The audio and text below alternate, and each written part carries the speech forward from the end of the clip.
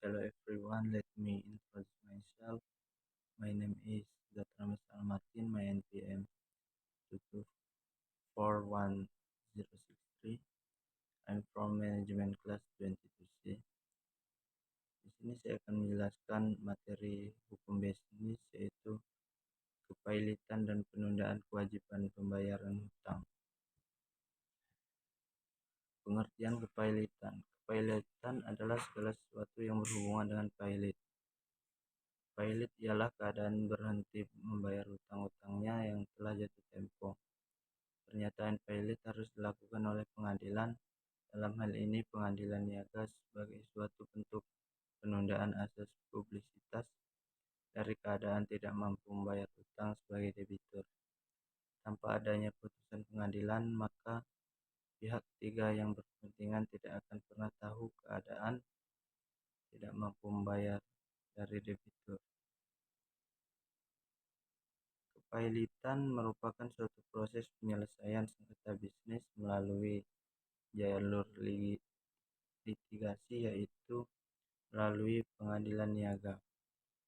Kepailitan diatur dalam Undang-Undang Nomor 37 Tahun 2004 tentang kepailitan dan penundaan kewajiban pembayaran utang, atau yang disingkat dengan UUK 2004.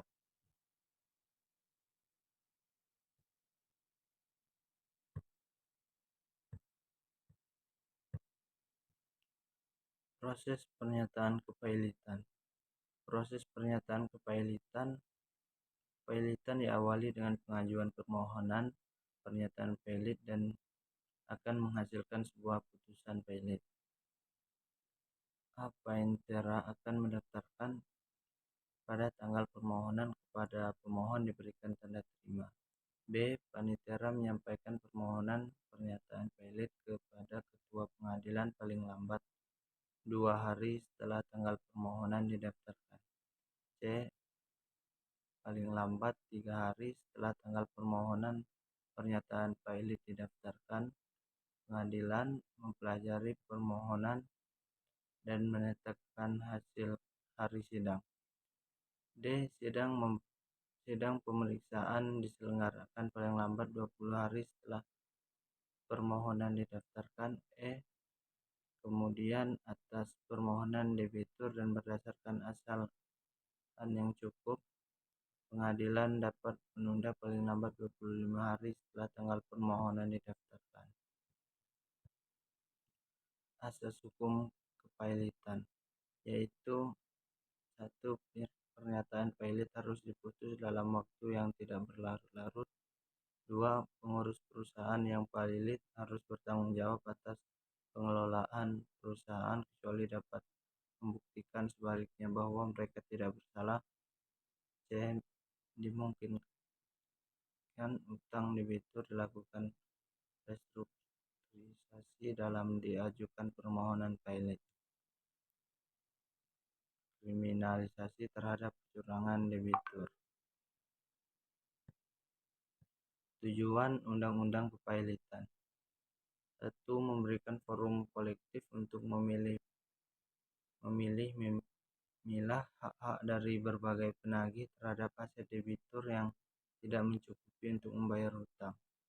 2. Menjamin pembagian yang sama dan seimbang terhadap harta debitur sesuai dengan asas-asas pari passu. 3. Mencegah agar debitur tidak melakukan tindakan yang merugikan para kreditur. 4. Melindungi kreditur konkuren untuk memperoleh hak mereka. 5. Memberikan kesempatan pada debitur dan para krediturnya untuk melakukan restrukturisasi untuk debitur. 6. Memberikan perlindungan pada debitur yang beretikat baik dengan cara pembebasan hutang. Penundaan kewajiban pembayaran utang atau PKPU. Pada pasal 22 PKPU diajukan oleh satu debitur yang mempunyai lebih dari satu kreditur atau oleh kreditur. 2. Debitur yang tidak dapat atau memperkirakan tidak akan dapat melanjutkan membayar hutang-hutangnya yang sudah jatuh waktu dan ditagih, dapat memohon PKPU dengan maksud untuk mengajukan rencana perdamaian yang meliputi tawaran pembayaran sebagai atau seluruh utang kepada kreditur. 3. Kreditur yang memperkirakan bahwa debitur tidak dapat melanjutkan membayar utangnya yang sudah jatuh waktu dan dapat ditagih, dapat memohon agar pada debitur diberi PKPU untuk memungkinkan debitur mengajukan rencana perdamaian yang meliputi tawaran pembayaran sebagian atau seluruh utang kepada krediturnya. Sebab-sebab adanya penundaan pembayaran: keadaan yang sulit seperti jatuh rugi, kapal tenggelam, pembekuan simpanan di bank, dan lain-lain, sehingga debitur kekurangan uang untuk membayar utang-utangnya. Namun kesulitan itu belumlah sedemikian rupa sehingga dia berada dalam keadaan berhenti membayar yang sebenar-benarnya. Jadi dia belum pernah dipilotkan karena hanya dibutuhkan waktu untuk memperbaiki keadaan ekonominya. Oke, thank you for listening. Sekian, saya akhiri. Wassalamualaikum warahmatullahi wabarakatuh.